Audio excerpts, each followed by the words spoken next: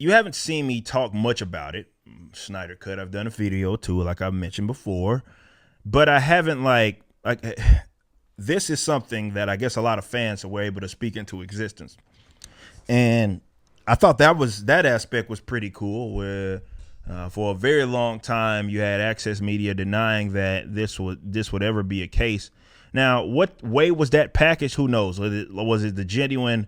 Okay, this is his vision, or was it reshot? I don't know. I mean, I really don't care. But the idea that a big time, um, like a company as such, with a brand as big as it is, would be able to repackage something and put it out there like that for people is a very cool thing to me.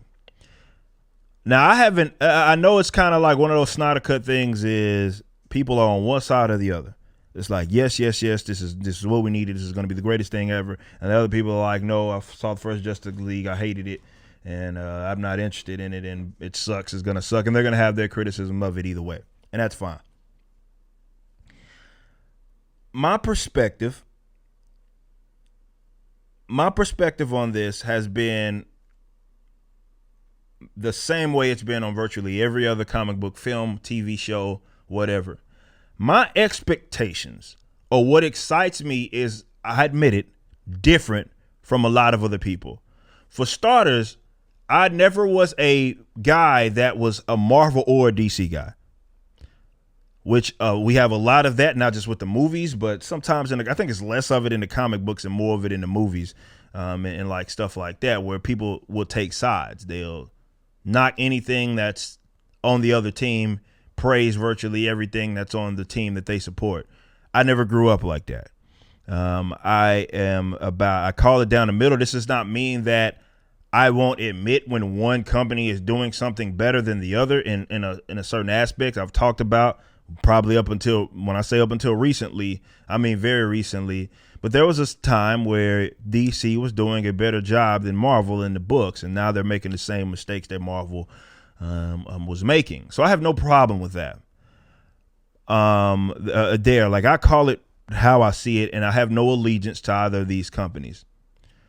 But my expectation is, and this is what you guys need to understand, before I go view a movie or something, I don't know much news about what's going on, which is why my coverage is generally something that someone sent to me in a tip, because this is not something that I go out of my way. I don't do those little videos like, oh, look at the background of that shot right there that says that this is going to happen. I don't do those types of videos because I don't care.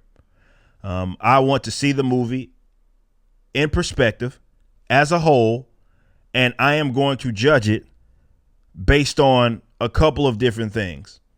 Main thing being, does this honor the legacy of what the character, or what I feel the character is supposed to be? That's number one. That's first and foremost. Or groups of characters, multiple characters. Doesn't mean that it has to be a direct adaptation of the comic books, though. I would love that. But it doesn't have to be. I'm looking at it like, okay, does this make sense? So this is Justice League. Is this Justice League? Does it feel like Justice League? Is this something that's believable for a Justice League team up?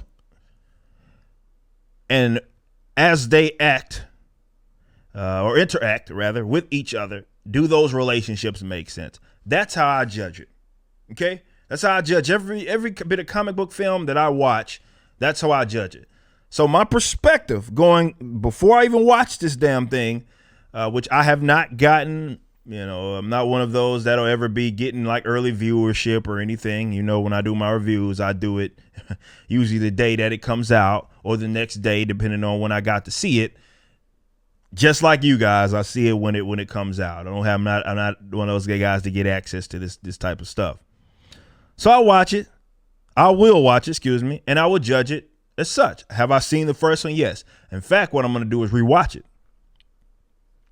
I'm going to rewatch it. Rewatch it. Then I will be able to put a perspective on it. And as I did, and I'm thinking about doing it, I don't know. We'll see.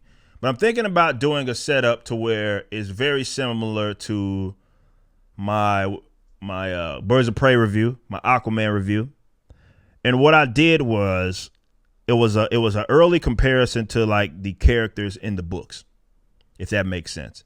So I was giving the audience, because I know a lot of people watch me for that type of material. So what I did, I think the Birds of Prey one was the best ordeal for this, where I set the scene and I went through like an entire history of these characters, and then I reviewed the movie. I may do something like that. I don't know yet, but I may do it.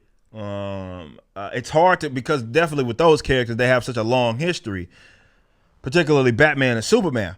And I don't know if I'm going to be able to do that, but what I will be able to do is maybe kind of compare and contrast some of the aspects, certainly with Darkseid or with some of the other characters and their relationship with the Justice League.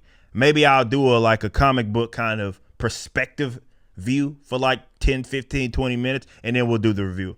I do them different, but that's how I do it. So I don't know kind of what the approach is going to be. Maybe it'll be a field review. Maybe it'll be like the perspective video that I was saying, then the review. Nonetheless, I'm going in this with a clean slate. I have no allegiance to Zack Snyder. I have no allegiance to DC Comics. So you guys need to understand that when I review it. It is going to be absolutely no different from any of my other reviews from that perspective. I don't have allegiance, and I think a lot of people are going to get this thing twisted, as they always do, because they unfortunately lump me in with a lot of other guys. I'm not a Snyder Cut bro or anything. I just want to see good comic book film. That's all I care about. I don't care who produces it. I just want to see good comic book adaptations of these characters that I grew up on. That's all I care about.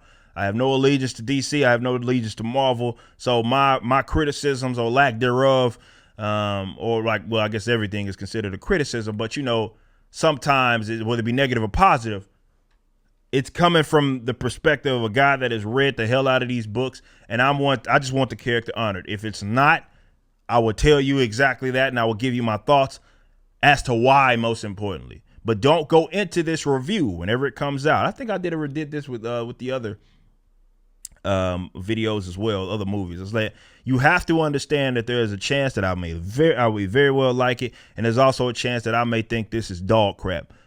Whatever it is, just understand I'm gonna give it to you as straight as possible, and I'm gonna be as detailed as possible with my review, because I don't have no allegiance to any of these companies or to any of these. I'm not a Snyder bro. I'm not a Snyder Cut bro, or any. I don't care for that shit, to be completely honest. That's not me. I just want to see good adaptations of comic book characters. I did not come from DC or Marvel. I came from both. So we'll see what we get, and I'll give it to you straight. But I don't know. I don't know what's going to happen with this. I have seen some of the trailers, and it looks like a different movie. So I have questions in that regards, but those questions have little to do with my review. I'll analyze it as honestly as I possibly can. But just y'all need to expect what you need to expect. But I do have a feeling it doesn't matter. I set the scene up for every single kind of a movie that comes out, and I tell y'all this, and still there's some dipstick in the comments like, oh, he's a Marvel bro, he's a DC bro, or something like that, depending on what my opinion of it is. God forbid that I actually don't have an allegiance to any of these companies. So there's that. I'm excited. I am excited, though, for it, because I'm excited for comic book based material. This is what I love. For me to be reading books as long as I've been reading them, and to see that a lot of folks are big name, big money studios are able to invest to try to bring these characters to life in a live action setting. It's not always the easiest, and it's not always going to be the best, but I like that people are making these sorts of films. However, because I come from that, and I wasn't a guy that comes from, I don't read books, yet I watch films, which a lot of people are. I would say most people are. Most people are exactly that when they watch movies, on Marvel or DC-based movies or films, TV shows. They don't read books. They don't even care for that. They know the characters because a lot of these are part of like American culture. Batman he transcends comic books, right? No, I take that back. That's not what I mean. He doesn't transcend comic books. What I mean is he's embedded in the culture to where people know who Batman is and Superman are. despite never reading a book. So they transcend I guess, yeah, that's kind of what it means, I guess. They transcend the book in which that you don't have to go there to know about the character or to know who the character is in terms of how he looks, if he has powers or whatnot, because he's very much a part of the fabric of that is American culture. So you got to understand, with that being said, with those particular characters, they're not. A lot of folks were introduced to them by way of things that had nothing to do with books, and I understand that. I'm not oblivious to it, but we'll see. So I like your thoughts. I will say this: if you're watching this segment after the fact, I know we only have a few days until it comes out. Let me know if that perspective video, and if you don't know what I'm talking about, go watch my Birds of Prey review.